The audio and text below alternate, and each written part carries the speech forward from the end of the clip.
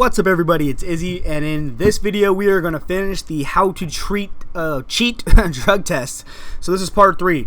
I'm going to get right into it because I want to keep this video under 15 minutes.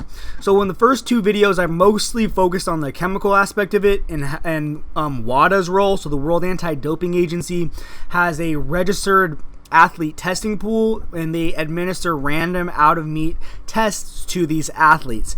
And the main things that I wanted to focus on is people always say that drug testing is a joke, and it's not the tests themselves that are a joke. On a chemical level, the tests are very difficult to pass. So people always want to say, oh, you can just take HGH in microdose amounts, or you can take test suspension and microdose that. And it's not true. They've been given out-of-date information. HGH can be caught with blood testing, and testosterone suspension is subject to the carbon isotope ratio test, which can catch people regardless of the T to E ratio test. So the T to E ratio test, the testosterone to epitestosterone ratio, is no longer the only way to catch people using synthetic forms of testosterone. But the main point that I really wanted to make with those videos is that it requires a substantial amount of chemistry knowledge in order to beat those tests. And your average powerlifter does not have the chemistry knowledge to do that, and your average powerlifter works a 9-to-5 job and doesn't have enough money to pay some professional chemist to do it for them. Now, the other thing that I talked about, one of the ways to beat those drug tests on a chemical level is designer steroids. This is stuff like what Balco Laboratories created for Barry Bonds, other Major League Baseball players, and some Olympians. And they created 2 drugs called the Cream and the Clear. They were basically undetectable because nobody knew they existed. And you can't test for something that you don't know exists. So you can come to your own conclusions about whether you think powerlifters have access to designer steroids. But keep in mind, there's an entire market for designer steroids, and when there is a market for something, the services usually go to the highest bidder. So if powerlifters are getting these designer steroids, they're having to outbid professional athletes, Olympic teams, people, athletes of that stature and nature, people with millions of dollars on the line. And powerlifters will never most likely have millions of dollars on the line. What they do have on the line is like an SBD sponsorship or like an opportunity to grow their coaching business. They do not have millions of dollars on the line like most professional athletes do, and that's where the incentives start to not be aligned as far as designer steroids. Now, I know a lot of you guys are curious about this, so I'm going to briefly mention it because it is a legit way that, and probably the primary way that people pass, quote-unquote, pass drug tests, and that's through straight corruption. So what I'm talking about here is bribing officials, bribing laboratory testers themselves, and this is probably the single most commonly used method, especially in things like Olympic weightlifting, or at least it was. So for those who don't know, one of the procedural issues with drug testing is as follows.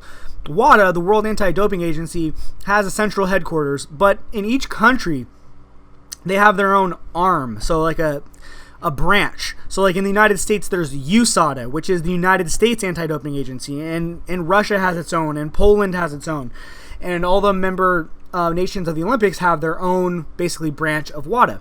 Now here's the thing, WADA doesn't go into all of these countries and build its own laboratories. That'd be ridiculously expensive as far as, just infrastructure costs. So what they do is they accredit certain laboratories, they see if they're up to the right standard and whatnot, to handle their testing for them in these countries. So even though WADA officials might show up to collect the samples are then sent to these individual laboratories.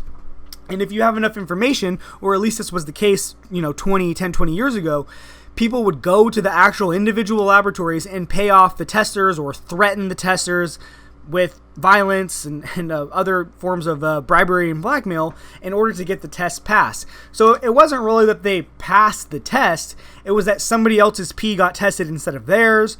There was just straight corruption involved. And again, you have to decide for yourself if you think this is likely that a powerlifter is doing this. Do you think that a natural powerlifter is risking jail time for both, 1, the use of illegal anabolics, and 2, bribery and corruption of an official, or blackmail? Do you think that your average powerlifter with their 9-to-5 job is risking all of that just to pass a drug test so that they can get an SBD sponsorship and grow their coaching business? Like, let's be real about the rewards here. Let's look at the risk to reward ratio. Let's look at the incentive structure and see what makes sense. Again, come to your own conclusions, but I think it's obvious where I stand on that. Now, here is the best argument against drug testing and powerlifting, especially IPF, USAPL.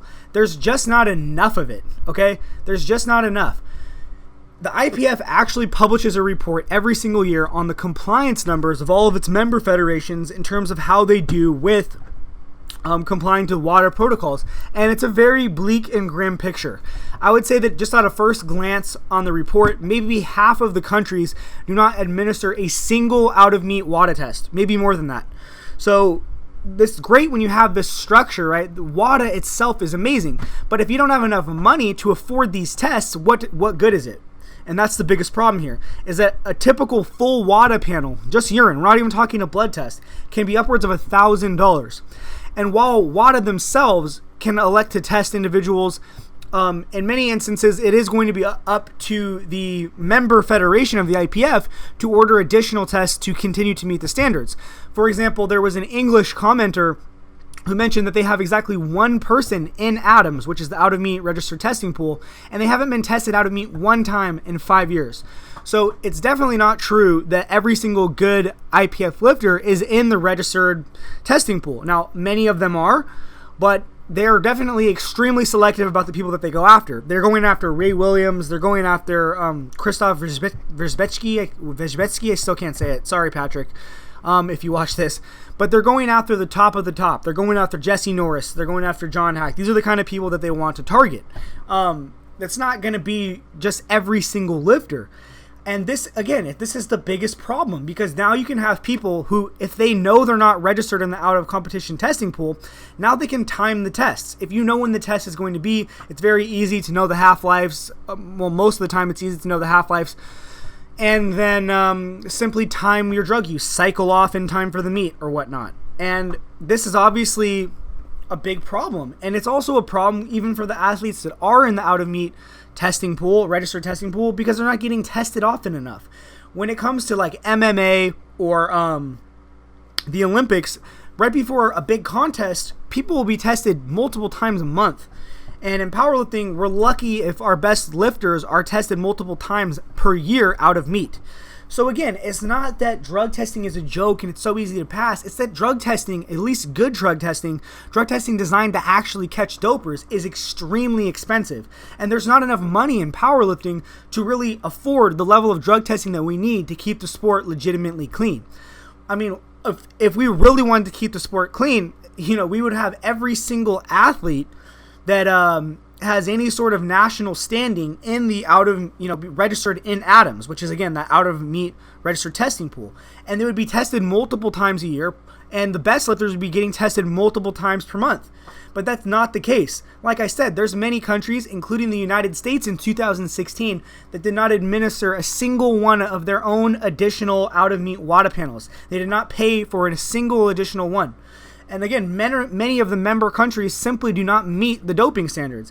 And this is why one reason, in addition to too many positive tests, that the United States was actually threatened to be suspended from the IPF. So again, I keep seeing it, but the problem isn't necessarily with the efficacy of the drug tests. The drug tests themselves work relatively well. The problem is that there's not enough drug testing because there's just no money in it. There's not enough money in powerlifting to afford all of this drug testing. There's not million-dollar contracts and big audiences and spectators paying the fees to keep up that level of infrastructure as far as drug testing goes. So, to recap kind of this series, let me focus on, a few main points that I really want to touch on. So one of the things that people love to say is that it's super easy to pass drug tests chemically, and this is false. They claim that you can do things like take testosterone suspension and microdose. You can microdose testosterone suspension or HGH, but the tests have evolved, and there's things like the carbon isotope ratio test that can catch people microdosing. So while it is possible to stay ahead of the test chemically, it requires help. Your average athlete doesn't know how to do this. Okay, they do not have the chemistry knowledge. Now, could athletes potentially be using designer steroids that they acquired from professional chemists? Possible, but again, even regular steroids, things like trenbolone and a full cycle of steroids and the PCT drugs and the blood work is going to be potentially over $1,000. Do you think that an average powerlifter who might not even want to be able to spend that much is going to spend $10,000, $20,000 on designer steroids? I mean, draw your own conclusions, but I think that's pretty unlikely. Now, the next one that is a really good argument that can be made, especially in sports with a lot of money like MMA and fighting and the Olympics, is corruption. Actually bribing officials and going to individual laboratories and bribing the actual testers and swapping out urine samples like some fucking spy James Bond shit, right? This is stuff that we actually know at least once has happened. So it's definitely possible this is the case in powerlifting. But again, is this likely? Probably not, because where's the incentive? In powerlifting, if you go through all of this trouble to win, all you get is a sponsorship from like SPD. There's no big prize money. There just isn't. In fact, the biggest money meet is in untested lifting. It's the US Open. All right? If drug tests were such a joke and there's so much incentive for people to be IPF world champion instead of the all-time world record holder untested powerlifting wouldn't even exist. But untested powerlifting might be just as big as tested powerlifting. And that's because, again, there's no incentive to be the best tested powerlifter in the world right now. You don't get an Olympic gold medal. You don't get a big contract. You don't get a shoe deal or something. There's none of that. And in fact, there's more opportunities to win money in untested lifting, which is why most people who take drugs don't even feel the need to try and cheat, since there's nothing in it for them. Now, again, we've talked about corruption, designer steroids, but let's talk about the real issue with tested powerlifting, and that's a lack of funding. So, there's certainly some procedural issues as well. Like, people can have up to... So in a given year, if you're registered in the out-of-meet testing pool, you can be in a different place up to 2 times, right? So if you're not where you said that you were going to be, it's 3 strikes and you're out, and then you receive a ban, right? But that gives you 2 times that you could dodge a test. So potentially what you could do is take drugs until you've used up your 2 chances, right? So there's a procedural issue there. But the big issue here is funding. There's just not enough drug testing. There's so few athletes in ATOMs, and in some countries there's no athletes in ATOMs, no athletes that are registered for out-of-meet testing, and in many countries where these athletes are registered, they're not even getting tested. They're getting tested maybe once a year, sometimes less. So this is the argument that you want to make if you're trying to tell people that powerlifting is not drug-free. It's not that the tests are easy to pass, or that, people are bribing officials, which maybe they are, or that people are taking designer steroids. The problem is that there's not enough money in it to actually test people enough. There's not enough money to test people often enough. Like, if we were serious, really truly serious about keeping powerlifting legitimately clean and drug-free, and funds were not an issue, you'd almost want to register every single athlete that signed up, or at least, the very least, like the top 100 athletes in their weight class would have to be mandatory. It'd be a mandatory registration in the out-of-meet testing pool, right? Mandatory registration in ATOMs if you have a top 100 rank in the sport. Something like that. And then you wouldn't be getting tested maybe once or twice per year. You'd be getting tested once or twice per month, right? And with the best lifters like Ray Williams and John Hack and people like that getting tested even more often than that, once a week, at random times, truly random times, in the middle of the night sometimes. But that's not what we have. We have a situation where people are rarely tested. Now, all of this said, what do I personally believe about the natty status of top lifters? I don't think we can for sure say either way. And anybody who's arrogant enough to say that they know that the top lifters are on, or that they know for sure that they're not, is just being a little bit foolish. Probably a lot foolish, but at least a little bit foolish. What I can tell you is that from a financial perspective, it does not make sense when untested powerlifting exists, and there are more rewards financially in untested powerlifting as far as big money meets go, to try and get away with cheating in natural powerlifting. There's no big sponsorships. There's no big money. It's such a hassle to try to figure out how to microdose, to go find a designer steroid supplier. This isn't something that you can just Google. You need to know people. Who is really going to risk jail time for a corruption charge or a bribery charge at the local, you know, trying to go to a laboratory and bribe a laboratory tester. These things are just so unlikely to be happening in a sport like powerlifting where there's no money. Sure, MMA, sure, boxing, sure, the Olympics, where if you win an Olympic gold medal, it can take your family out of poverty sometimes. But what's happening to your family if you win the IPF World Championship? Dude, jack shit is happening. Nothing. You still have to basically pay. You know, like, the best powerlifters in the world still, for the most part, pay their own meat trip expenses. Like, come on, this is a somewhat of a sport where the lifter is the one that's being sucked dry. Like, this isn't on the level of other sports yet. But anyways, I think I've said too much about drugs for 1 year now, so that's all I have to say on this topic. I really hope you guys found the series informative, or at very least entertaining. And as always, my friends, I wish you the best of luck with your training and have a great day. Peace.